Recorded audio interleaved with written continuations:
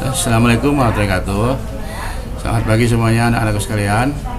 Mari kita panjatkan puji dan syukur kehadirat Yang Maha Esa ya. Pada pagi hari ini kita masih diberikan kesempatan kesehatan dan kesempatan untuk bertemu lagi untuk mempelajari kimia dengan subbab yang baru, itu model atom modern ya. Setelah kita mengenal model atom Dalton, Thomson dan Rutherford ya. Nah, kita akan mengenal model atom modern. Model atom modern diawali dengan penelitian tentang elektron, di mana kata Werner Heisenberg, elektron itu tidak bisa dijelaskan, tidak bisa dipastikan posisinya ya, karena alat untuk meneliti elektron namanya mikroskop elektron ya, memakai elektron, sedangkan yang ditelitinya juga adalah elektron. Nah, karena itu nggak mungkin dengan mikroskop elektron bisa menentukan elektron, karena elektron yang dipakai akan berinteraksi dengan elektron yang diteliti, kata Heisenberg gitu ya. Nah itu penelitian tentang elektron awalnya. Tapi ada juga yang berprinsip lain, yaitu namanya Mr. Louis de Broglie. Dia membuat pendapat bahwa elektron itu bisa dianggap sebagai gelombang dan bisa dianggap sebagai materi, kata Broglie ya. Sebagai gelombang bisa karena ada elektron, ada frekuensinya ya, ada panjang gelombangnya dan ada amplitude periodenya ya. Sementara elektron juga mempunyai massa, walaupun sangat kecil ya, ada massanya, kata Broglie ya. Itu bisa diukur massanya, maka dianggap sebagai gelombang dan materi ya itu. Jadi namanya teori dualisme dari Broglie ya. Nah, kalau menganggap elektron sebagai gelombang, maka ada yang meneliti lebih lanjut, yaitu namanya Mr. Erwin Schrödinger ya. Dia berdasarkan tadi menghitung panjang gelombang, frekuensi, periode ya, amplitudenya, dia bisa membuat persamaan gelombang dari elektron tersebut dengan rumus yang cukup rumit ini ya, rumus persamaan gelombang dari Erwin Schrödinger ini ya. Sehingga kata Erwin Schrödinger, elektron itu sebagai gelombang bisa ditentukan posisinya atau kemungkinan ditemukannya elektron itu bisa daerah-daerah ditemukan, kemungkinan ditemukannya elektron itu ada, bisa dihitung ya, bisa berdasarkan persamaan gelombang gitu ya. Nah itu namanya orbital, yaitu daerah-daerah di mana kemungkinan ditemukannya elektron. Jadi daerah tersebut namanya orbital elektron ya, dengan persamaan gelombang ini. Dan setiap kulit atom ada memiliki orbitalnya masing-masing ya, dan setiap orbital ada bentuknya masing-masing ya. S itu bentuknya bulat saja, P itu ada 3 sungkup ya, daripada 3 sumbu ya, sumbu kiri kanan, atas bawah, depan belakang. Masing-masing di sumbu itu ada 2 sungkup ya, seperti bunga atau daun ke atas ke bawah gitu ya. Jadi ada 3 sumbu itu ya. Sementara D itu dia ada 5 sumbu, sementara F itu ada 7 sumbu ya itu. Nah ini sementara sih bentuknya kayak gini kalau D dan F ya. Tapi ada memberikan bentuk yang lain juga ya. Ini hanya teori ya. Dan tadi di mana posisi elektron itu di orbital tersebut ya. Nah kita perlu sedang ada di mana elektron tersebut. Biasanya kita tentukan elektron terakhir dari suatu atom ya. Nah itu yang menentukan satu elektron dari suatu atom ya, di mana posisi elektron dari suatu atom tadi ya. Kita mempunyai yang namanya bilangan kuantum. Bilangan kuantum yang pertama namanya bilangan kuantum utama. Ini menunjukkan dia ada di kulit berapa. Kita udah tahu kan elektron itu ada 7 kulit ya, KRMNOPQ ya, atau kulit 1, 2, 3, 4 sampai 6 sampai 7 ya itu ya. Itu namanya kulit elektron atau bilangan kuantum utama. Nah lambangnya N. Nah sementara di masing-masing kulit ada orbitalnya, jumlah orbital masing-masing yang dimiliki oleh masing-masing kulit. Nah kulit K misalnya ya, kulit K hanya memiliki orbital S ya. Nah di sini S ini dilambangkan dengan nilai L0, di mana L itu bilangan kuantum ajibut namanya ya. Bilangan kuantum ajibut lambangnya L diambil dari N-1 sebetulnya ya itu. Jadi kalau kulit K itu kan 1, jadi 1 kurangi 1 0 ya. Nah ini hanya orbital S. Sementara kulit 2 itu N-nya kan 2 kurangi 1 1 ya. Jadi nilai L-nya itu 1. Dia memiliki orbital S dan P. Nah ini 0 ini S, berarti satu ini ada orbital P ya. Sementara kulit berikutnya ketiga, di sana N-nya 3, berarti L-nya 2 ya, itu. Nah berarti mempunyai kulit 0, 1 dan 2 atau S, P dan D ya. Jadi begitu pun kulit keempat ya. Dia ada 4 orbital ya, dimulai dari 0, 1, 2 dan 3, atau di sini orbital dia memiliki orbital S, P, D dan F ya itu. Nah angka-angka ini melambangkan 0, 1, 2, 3 ini nilai L ya, melambangkan orbital yang dimilikinya ya. 0 itu berarti S, 1 P, 2 D dan 3 F ya, SPDF itu ya. Nah itu.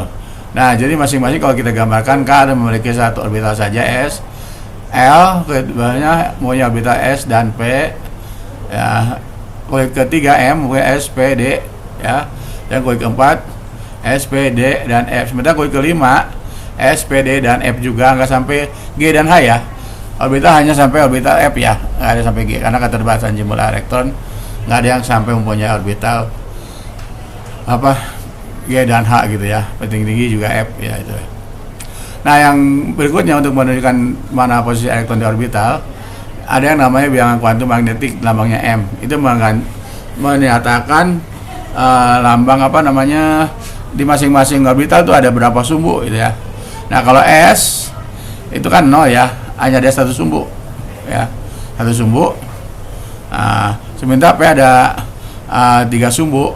Kenapa 3 sumbu? Nilai M nya tuh, nilai M diambil dari min L sampai plus L ya. Jadi kalau S kan tadi 0 ya, yang 0 nggak ada min minus plusnya, satu aja ya.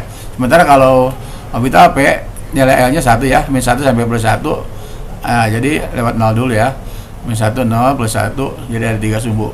Sementara orbital D nilai L nya 2, min 2 sampai plus 2 itu ya, min 2 min 1 0 plus 1 plus 2 ya, 5 sumbu. Yang paling besar adalah orbital S dari min 3 sampai plus 3 ya, itu ada 7 sumbu ya. Nah ini yang paling banyak sumbunya ya. Ini kalau digambarkan mungkin kalau P itu sumbu depan belakang kiri kanan atas bawah ya. Kalau SPD depan belakang kiri kanan atas bawah, kiri depan belakang atas bawah kiri kanan, ada diagonal atas bawah ke belakang ke depan, diagonal atas belakang kanan ke depan gitu ya. Mungkin seperti itu sumbu-sumbunya ya. Sementara ada satu lagi yang namanya bilangan quantum spin. Ini menunjukkan di tiap sumbu tadi ada 2 elektron maksimalnya, di mana setiap 2 elektron tadi itu tidak sedang dalam posisi yang sama ya, nggak boleh ada elektron yang mempunyai posisi orbital yang sama, kata Pauli ya itu ya. Sehingga ada yang oleh karena itu perlu ada perbedaan posisi. Yang satu mungkin digambarkan sebagai walaupun sumbu yang sama ya, berarti dianggap yang satu sedang berputar ke kiri plus setengah, yang satu sedang berputar ke kanan min setengah. Berarti walaupun sama-sama di sumbu yang sama, tapi 2 elektron tersebut sedang beda putarannya, satu ke kanan, satu ke kiri, atau mungkin satu ke atas, satu ke bawah ya, dengan berlawanan. 2 tuh. Misalnya S kan tadi ada satu sumbu kan 2, jadi S maksimum hanya 2 elektron ya. Sementara P 3 sumbu dan satu sumbunya masing-masing ada 2 ya. Nah, jadi 6 elektron masing-masing di orbital P ya. Dan masing-masing sumbu bersetengah plus setengah min setengah plus setengah min setengah ya. Itu. D ada 5 sumbu, di mana plus setengah min setengah plus setengah min setengah plus setengah min setengah plus setengah min setengah plus setengah min setengah, jadi ada 10 elektron masing-masing di orbital D. Di orbital F ada 14 elektron ya, itu. Di mana masing-masing sumbu ada plus setengah dan min setengah gitu ya. Dia kan ada 7 sumbu ya. Nah itu bilangan quantum spin. Nah contoh penerapannya ya, kita akan membuat pengisian elektron, bagaimana elektron tersebut mengisi ya pada orbital mana saja. Nah diawali berdasarkan ajas pengisian pembangunan dari yang terdahulu, ajas Aufbau ya, yang dikemukakan oleh Erwin Madelung. Jadi elektron itu akan diisikan dari elektron terrendah dulu kulitnya atau tingkat energinya, yaitu 1S. Tadi S maksimal 2 kan, kemudian 2S, S juga 2 ini maksimalnya, kemudian 2P ini maksimalnya 6, kemudian 3S ini maksimalnya 2. Nah udah 3S, ke sini lagi sumbunya, ke 3P 6, terus 4S 2. ngikutin arah panas seperti ini ya. Ini tingkat energinya seperti ini kata Edi Madulung. Kalau udah 4S 3D, 3D maksimal 10, 4P maksimal 6, 5S maksimal 2, baru nanti ke 4D maksimal 10, 5P maksimal 6, 6S maksimal 2, 4P maksimal 14, 5D maksimal 10, 6P maksimal 6, 7S maksimal 2, nanti akan ke sini 5F maksimal 14, 6D maksimal 10, 7P maksimal 6 ya. Nah urutannya seperti ini nanti 1S2, 2S2, P6. Nah ini kalau elektronnya banyak ya, diisikan semua nih ya. Tapi kalau misalnya elektronnya hanya di jimat tertentu ya sampai batas di mana saja dia, sampai misalnya hanya ada 10 elektron ya sampai 6S aja ya. Misalnya atau ada hanya 18 elektron berarti 1S2 sampai 6P itu ya itu. Nah setiap atom ada jumlah elektronnya masing-masing kan, berarti elektron terakhirnya ada di mana masing-masing ya. Nah ini kalau penuh urutannya seperti ini ya. Nah ini kita akan latihan ya. Siapkan nanti di classroom akan Bapak posting soal-soal latihan. Ini contohnya ada di sini ya. Ini kalian bisa amati ini. Ini kita tulis namanya konfigurasi elektron panjang semua ya. Sebenarnya bisa diperpendek juga menggunakan gas mulia ya. Nah ini pakai gas mulia dipendekin pakai seperti ini ya. Jadi kalau ini asalnya panjang seperti ini, gas mulia yang di bawahnya dipakai untuk meringkas ya. Nah ini juga begitu, yang panjang sekali ini konfigurasi elektronnya ada dipotong dengan KR ya. Nah sisanya ini di kulit terakhirnya itu ditulis ya. Nah itu contoh pembuatan konfigurasi elektron berdasarkan model atom dalam. Tunggu penugasan Bapak di classroom ya. Sampai sini dulu ya. Baik, ketemu lagi. Assalamualaikum warahmatullahi wabarakatuh.